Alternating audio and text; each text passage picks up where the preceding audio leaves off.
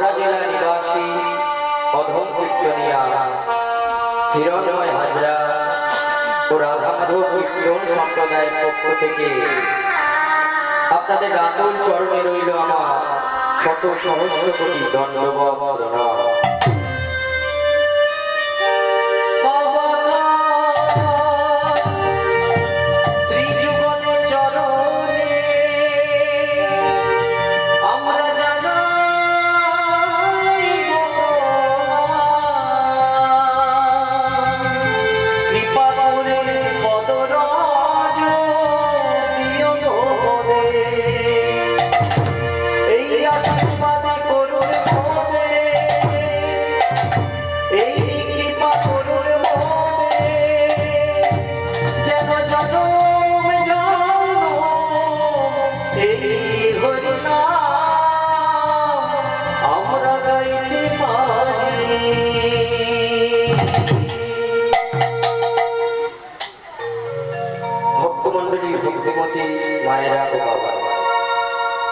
আমার গুরুদেব বলে যে সারা পৃথিবীটা যদি একটা কাগজের মন্ড হতো, এই সারা পৃথিবীটা যদি একটা কাগজ হতো, আর এই সারা পৃথিবীতে যা জল আছে তা যদি ওই কাগজে লেখার কালি হতো মা, আর এই সারা পৃথিবীতে যত বৃক্ষ আছে তা যদি ওই কাগজে লেখার কলম হতো, তাহলে দেবী সরস্বতী আমার গোবিন্দের লীলা লিখে শেষ করতে পারতেন না।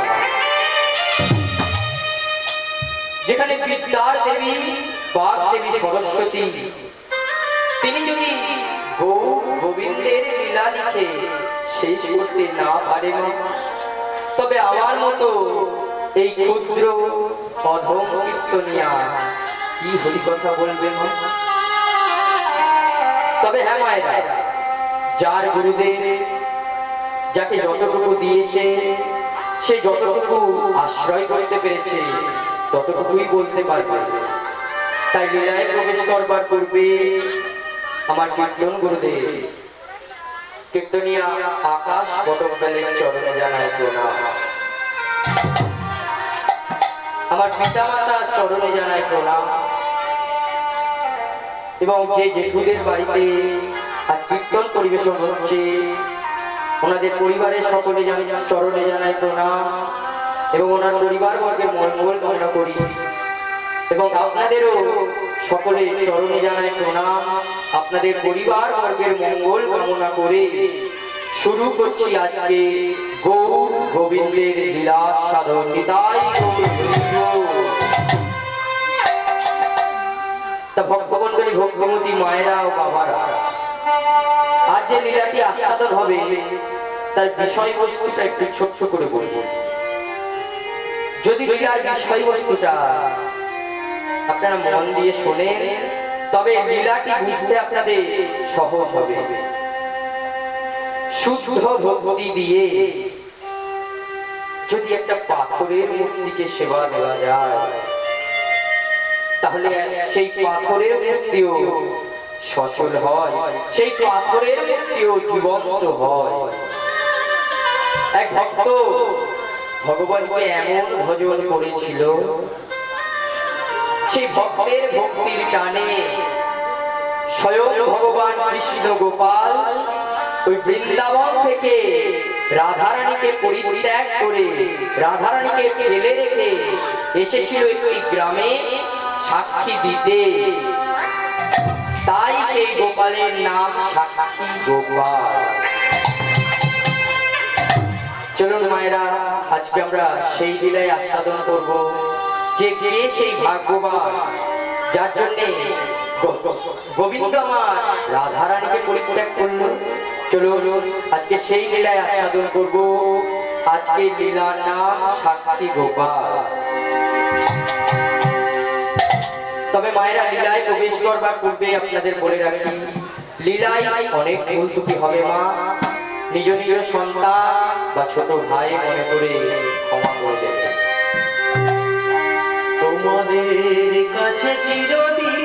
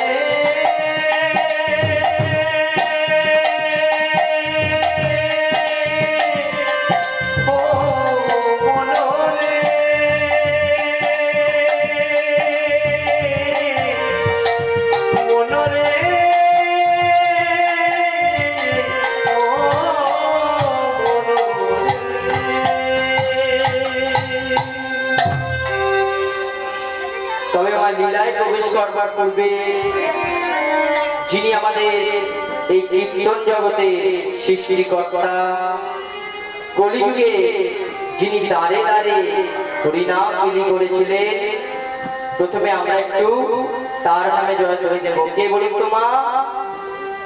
গৌর হরি। গৌর হরির নামে আমরা একটু জয়ধ্বনি দিয়ে তবে আমরা লীলায় প্রবেশ করব। সকলে মিলে তাহলে বাহু তুলে মা নিতাই গৌর প্রেমানন্দে হরি গৌর, আমাদের গৌর এলো রে।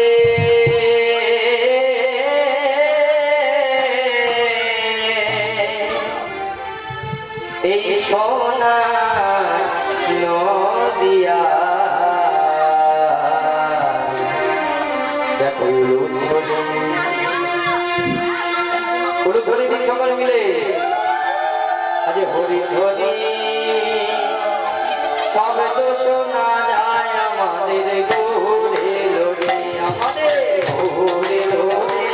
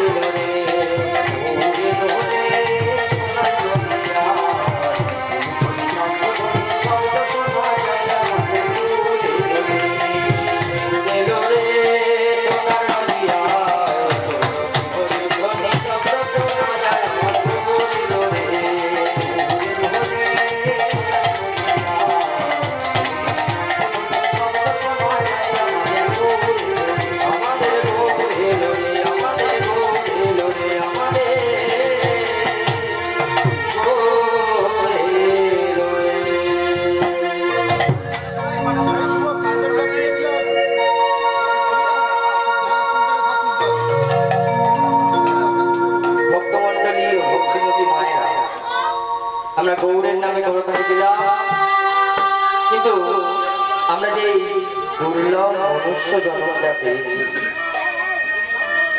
এটা কিন্তু আমরা এমনি এমনি পাই। এর পেছনে আমাদের অনেক কষ্ট করতে হয়েছে।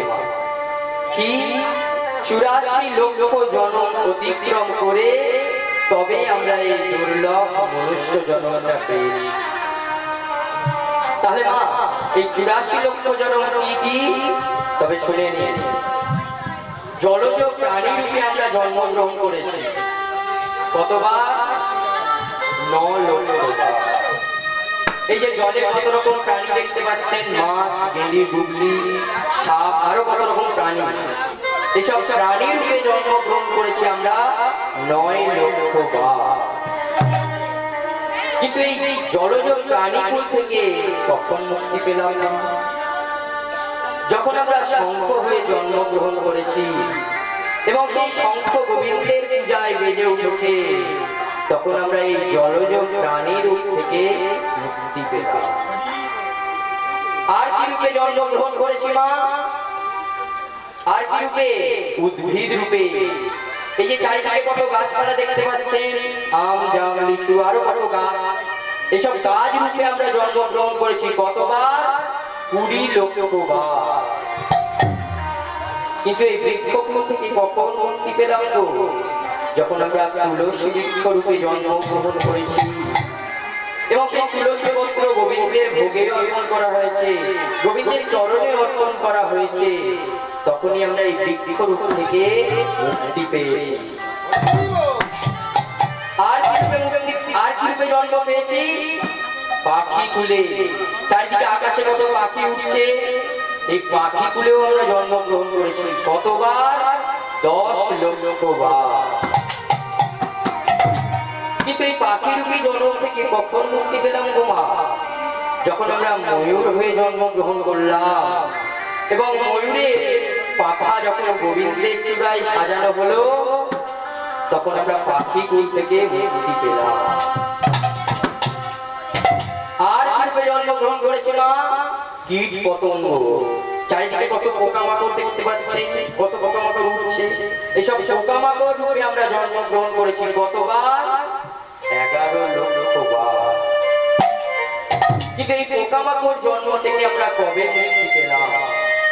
যখন আমরা মৌমাছি রূপে জন্মগ্রহণ করেছি এবং সেই মৌচাকের মধু গোবিন্দের ভোগে অর্পণ করা হয়েছে, সেই মধু দিয়ে গোবিন্দকে স্নান করানো হয়েছে, তখন আমরা এই কীট পতঙ্গ কুল থেকে মুক্তি পেলাম।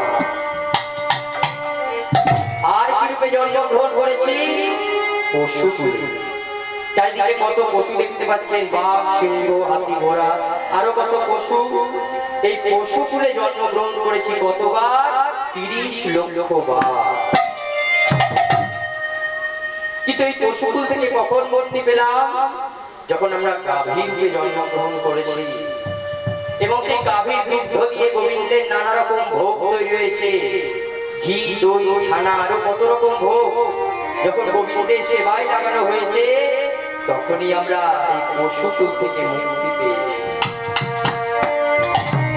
আরো আমরা জন্ম পেয়েছি কি? মানুষ রূপে কতবার? 4 লক্ষ বার। আপনারা হয়তো বলতে পারে যে মানুষ রূপে কেন 4 লক্ষ বার এলাম? আমরা তো প্রথমেই এসেছি, কিন্তু প্রথমেই তো পূর্ণাঙ্গ দেহ পাইনি। কখনো আমরা কানা হয়েছি, কখনো আমরা বোবা হয়েছি, কখনো অন্ধ হয়েছি। এই এত প্রতিবন্ধকতা রূপ পেরোতে পেরোতে তবে আমরা এই পূর্ণাঙ্গ দেহ রূপে পৃথিবীতে এসেছি। তাহলে যখন আমরা এত কষ্ট করে এই পৃথিবীতে এলাম, কেন আমাদের জীবনটা বৃথায় নষ্ট করবো মা? আমরা যখন মায়ের গর্ভে ছিলাম, আমাদের মাথাটা ছিল নিচের দিকে এবং পাটা ছিল উপরের দিকে। আমরা অন্ধকারে কৃমিকীটের যন্ত্রণা সহ্য করতে না পেরে গোবিন্দকে বলেছিলাম, হে গোবিন্দ, গোবিন্দ, তুমি আমার এই যন্ত্রণা থেকে মুক্তি দাও গোবিন্দ। তখন গোবিন্দ বলেছিল, আমি তোমাদের মুক্তি দেব, কিন্তু আমি যদি তোমাদের মুক্তি দিই তাহলে তোমরা আমাকে কি দেবে? তখন আমরা গোবিন্দকে কথা দিয়েছিলাম, হে গোবিন্দ, আমি তোমায় কথা দিলাম গোবিন্দ, আমি মক্কাতে গিয়ে সদাই তোমার নাম ভজন করবো, সদাই তোমার পূজা অর্চনা করবো। কিন্তু মা, আমরা কি কেউ তা করতে পারি? আমরা কেউ তা করতে পারি না। এই ভবে এসে আমরা মায়ায় আবদ্ধ হয়ে পড়ব। আমার ছেলে, আমার মেয়ে, আমার গাড়ি, আমার বাড়ি, এই করতে করতে আর তাকে ডাকার সময় আমরা পাইনি বা তাকে ডাকার সময় আমরা পাইনি। এই রূপ, এই যে আমাদের দশা, এই দশা দেখে একটি জায়গার রাজা তিনিও তার জীবনের একটি ঘটনা বলে গিয়েছিলেন। যদি ওইটা গল্প নয়, সত্যি ঘটনা। কোথাকার রাজা? তিনি ছিলেন গ্রীসের রাজা আলেকজান্ডার। সে আলেকজান্ডার যখন মৃত্যু শয্যায় শয্যিত, তিনি যখন মারা যাবে, তখন তিনি তার সেবককে ডেকে বললেন, ওই সেবকগণ, সেবকগণ, আমি তোমাদের তিনটি শর্ত বলে দিয়ে দিতে চাই। কি শর্ত মহারাজ? শুনবে? হ্যাঁ, শুনবো মহারাজ। আমার প্রথম শর্ত, আমি যখন মারা যাব, আমার দেহটা যখন কফিনে করে সমাধিস্থলে নিয়ে যাওয়া হবে, তখন সেই কফিনটা কেউ বইবে না। শুধুমাত্র কে বইবে জানো? যে চিকিৎসকরা আমাকে চিকিৎসা করেছিল। কফিন মানে কি গো মা? কফিন মানে ইংরেজদের রাজাদের মারা গেলে বাক্স করে নিয়ে যাওয়া হয়, সেই বাক্সটাকেই বলা হয় কফিন। আলেকজান্ডার কি বলছে? যে আমি যখন মারা যাব, আমার মৃতদেহটা যখন সমাধিস্থলে নিয়ে যাওয়া হবে, শুধুমাত্র ওই কফিনটা ডাক্তারেরাই বয়ে নিয়ে যাবে। আমার দ্বিতীয় শর্ত, আমি যখন মারা যাব, যখন আমাকে সমাধিস্থলে যে রাস্তা দিয়ে নিয়ে যাওয়া হবে, আমার যত ধন সম্পত্তি, টাকা পয়সা সব ওই রাস্তায় ছড়াতে ছড়াতে নিয়ে যাবে। আর আমার তৃতীয় শর্ত, যে আমি যখন মারা যাব, আমাকে যখন সমাধিস্থলে নিয়ে যাওয়া হবে, ওই কফিনে করে, ওই কফিন থেকে যেন হাত দুটো বাইরের দিকে ছড়িয়ে দেওয়া হয়। সেবকগণ বলল, মহারাজ, মহারাজ, আপনার এই শর্তের মধ্যে দিয়ে আমি কোনো মানে বুঝতে পারলাম না মহারাজ। বুঝলে না? তবে শোনো, তোমাদের আমি এই তিনটি শর্তের মানে বুঝিয়ে দিচ্ছি। হ্যাঁ বলুন মহারাজ। আমার প্রথম শর্ত কি ছিল? যে আমি যখন মারা যাব, আমার মৃতদেহটা যখন কফিনে করে সমাধিস্থলে নিয়ে যাওয়া হবে, তখন ওই কফিনটা শুধুমাত্র যে ডাক্তারেরা আমায় চিকিৎসা করেছিল তারা বয়ে নিয়ে যাবে। কেন জানো? কারণ এর মধ্যে দিয়ে আমি বোঝাতে চাই যে আমি তো রাজা, আমার টাকা পয়সা তো অনেক আছে, কিন্তু এর সত্ত্বেও কেন কেন আমায় ডাক্তারেরা বাঁচাতে পারলো না? আমার এত টাকা পয়সা থাকা সত্ত্বেও কেন আমি বাঁচতে পারলাম না? কেন? কারণ জন্মিলে মরিতে হবে, অমরকে কোথা পাবে। জন্ম যখন আমরা নিয়েছি, মরতে তখন আমাদের হবে। আমার দ্বিতীয় শর্ত কি ছিল? যে যখন আমার দেহটা সমাধিস্থলে যে রাস্তা দিয়ে নিয়ে যাওয়া হবে, আমার যত টাকা পয়সা সব যেন ওই রাস্তায় ছড়িয়ে দেওয়া হয়। এর মধ্যে দিয়ে আমি পৃথিবীর মানুষদের বোঝাতে চাই যে দেখো পৃথিবীর মানুষগণ, তোমার যে এত টাকা পয়সা, তোমার যে এত পয়সা টাকা, জায়গা সম্পত্তি, কিছুই কিন্তু তুমি সঙ্গে নিয়ে যেতে পারছো না। সবই কিন্তু আজ তোমার এখানে রেখে দিয়ে চলে যেতে হচ্ছে। দেখো আজ তোমার টাকা পয়সা রাস্তায় ছড়িয়ে নিয়ে যাচ্ছে, কিন্তু তুমি কিছু করতে পারছো না। কেন? কারণ তুমি যে বেঁচে ছিলে এতক্ষণ, আর তুমি বেঁচে নেই। আমার তৃতীয় শর্ত কি ছিল? যে আমি যখন মারা যাব, আমাকে যখন সমাধিস্থলে নিয়ে যাওয়া হবে কফিনে করে, তখন হাত দুটোকে বাইরের দিকে ছড়িয়ে দেবে। এর মধ্যে দিয়ে আমি পৃথিবীর মানুষদের বোঝাতে চাই যে দেখো পৃথিবীর মানুষগণ, আমি এসেছিলাম ও খালি হাতে, আর যাচ্ছিও আমি খালি হাতে।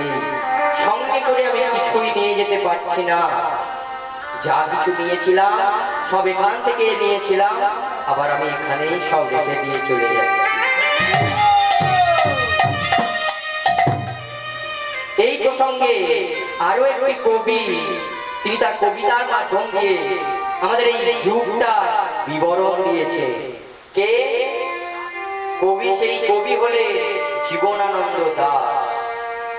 তিনি তার কবিতার মধ্যে দিয়ে আমাদের এই যুগের বিবরণ দিয়ে গেছেন। কি বলেছেন তিনি? অদ্ভুত আধার এক এসেছে এই পৃথিবীতে, আর যারা অন্ধ সবচেয়ে বেশি আর চোখে দেখে তারা, যাদের হৃদয়ে কোনো প্রেম নেই, প্রীতি নেই, করুণার আলোড়ন নেই, পৃথিবী অচল আর তাদের সুপরামর্শ ছাড়া। তিনি এই কবিতার মধ্যে দিয়ে কি বোঝাতে চাইলেন? যে অদ্ভুত আধার একটা অদ্ভুত অন্ধকার এই পৃথিবীতে নেমে এসেছে। আর এই অন্ধকারে যারা বসবাস করছে, যারা সবচেয়ে অন্ধ, তারাই নাকি বেশি চোখে দেখছে। আবার হয় মা, যারা অন্ধ তারা কি চোখে দেখতে পায়? কিন্তু এই যে অদ্ভুত অন্ধকারটা নেমে এসেছে, এই অন্ধকারে যে সব মানুষ বসবাস করছে তারা দেখছে। তাদের হৃদয়ে কোনো প্রেম নেই, কোনো প্রীতি নেই, করুণা নেই। তাও সেই মানুষগুলোর কথা ছাড়াই পৃথিবী আজ অচল। তাদের কথা ছাড়াই নাকি আর পৃথিবী চলবে না। কেন? কারণ আমাদের যুগটাই হচ্ছে এইরকম। আমরা এখন কোন যুগে বাস করছি মা? কলিযুগ। এর আগে কটি যুগ চলে গেছে? তিনটি। কি কি? সত্য, ত্রেতা, দাপর এবং কলি। সত্য যুগে ভগবান 4টি অবতারে এসেছিলেন। কি কি অবতার? মৎস্য, কূর্ম, বরাহ এবং নৃসিংহ অবতার। এই 4টি অবতারে নারায়ণ এসেছিল। সত্য যুগে পাপ বলে কিছু ছিল না, সবই ছিল পুণ্য। সত্য যুগের মানুষ সদাই পুণ্য করত। সত্য যুগে ভগবানকে পাওয়ার জন্য কি করতে হতো? সত্য যুগে ভগবানকে পাওয়ার জন্য তপস্যা করতে হতো, কঠিন ধ্যান করতে হতো। আর সত্য যুগের মহামন্ত্র কি?